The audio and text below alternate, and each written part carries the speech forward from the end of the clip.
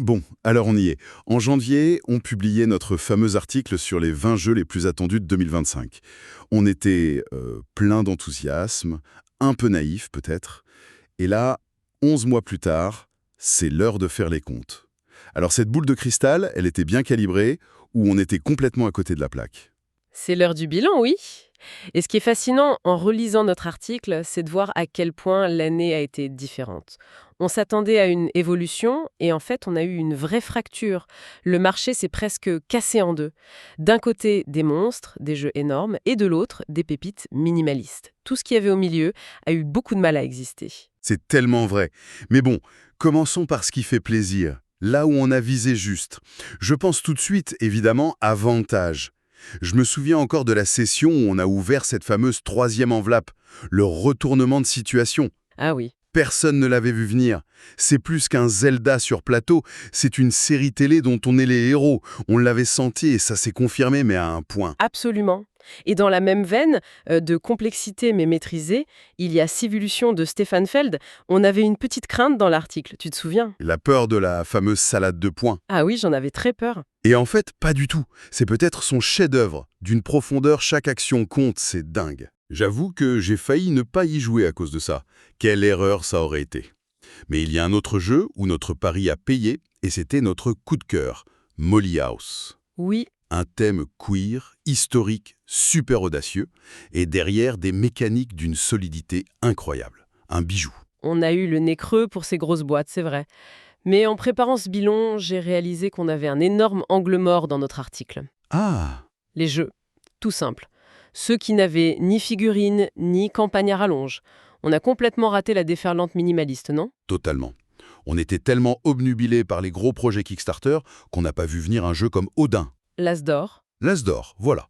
Ni Bomb Busters, qui repart avec le Spiel de Jahres, deux jeux de pur carton, d'une intelligence folle. C'est ça. C'est une vraie leçon d'humilité pour nous. Et ça prouve que l'épure a triomphé cette année. Moins de gros plastique, plus de game design pur. Et en parlant d'humilité, il faut qu'on aborde le sujet qui fâche. Le jeu que j'ai personnellement défendu et qui, a été notre plus grande erreur de jugement. Je pense bien sûr à Transgalactica. Ah, celui-là. J'en ai des sueurs froides rien que d'y penser. On l'avait mis en tête de notre liste, en réalité un naufrage interstellaire. J'ai passé 3 heures sur le livret de règles avant de l'utiliser pour caler une table. C'est notre plus gros raté et je m'en excuse. Il faut l'assumer. Et à côté de ce crash spectaculaire, il y a ce que j'appelle le ventre mou du marché. Des jeux comme Gatsby ou Flatterton, ils sont bien faits, ils sont carrés, élégants. Oui, ils sont corrects. Exactement, mais ils n'ont aucune aspérité, aucun risque. Et dans une année comme ça, être juste bon, ça ne suffit plus. La compétence sans l'audace, ça devient invisible. C'est un bon point. Et au moins, eux, ils sont sortis. Parce que la plus grande frustration de notre article, c'est peut-être tous les fantômes de la liste. Ah oui, les absents. Tous ces jeux qu'on attendait et qui ne sont jamais arrivés. Je pense à Nova Era de CMON, l'impatience est devenue de l'agacement. Ou Cyberpunk 2077, dont les délais à répétition sont une ironie mordante par rapport aux jeux vidéo. C'est le revers inévitable quand on base une liste sur le crowdfunding. Les calendriers sont presque toujours trop optimistes.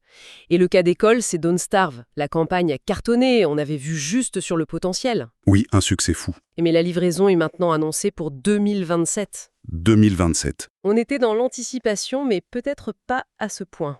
Alors, au final, si on fait le bilan de notre article, on en retient quoi? On a eu de belles intuitions, mais aussi de sacrés ratés. Je pense que 2025, ça a été l'année de la polarisation. Soit des expériences narratives massives comme Vantage, soit des bijoux minimalistes comme Odin. Les jeux du milieu, même les bons, ont vraiment souffert. Quant à nos prédictions, notre article atteint un taux de réussite d'environ 60%. C'est 60%. honorable, mais mitigé. On essaiera de faire mieux pour la liste 2026 alors. Et ça soulève une dernière question pour la route. Si cette polarisation extrême entre le gigantisme narratif et le minimalisme épuré se confirme, quelle place restera-t-il pour l'innovation dans le segment du milieu? Le bon jeu, celui qui n'est ni un monstre ni une pépite, est-il condamné à devenir invisible? C'est la question qu'on va garder en tête.